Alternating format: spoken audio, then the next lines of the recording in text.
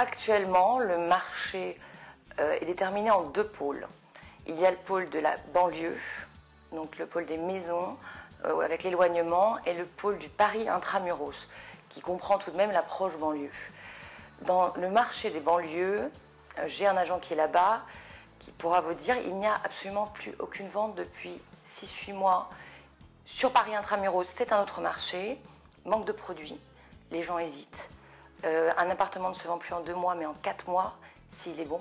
S'il a un défaut, on peut pousser jusqu'à 8 mois à 1 an.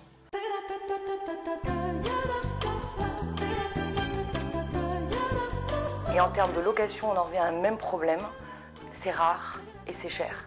Et c'est trop cher par rapport à ce que c'est. Sur le marché de la location, il y a une nouvelle tendance qui est le fait que le propriétaire se sent fort.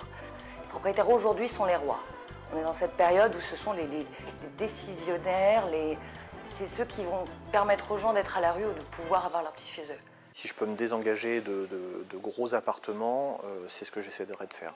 Pour 2 raisons. Un, parce que ça a été acheté il y a quelques années à un prix intéressant, avec des taux d'intérêt intéressants, pour racheter avec la plus-value des petites surfaces qui sont l'optimum en termes de rentabilité pure et dure. Il faut compter aux alentours des 600 € pour avoir 15-20 mètres carrés. En attendant, on fait aussi selon les possibilités, on n'a pas toujours le choix.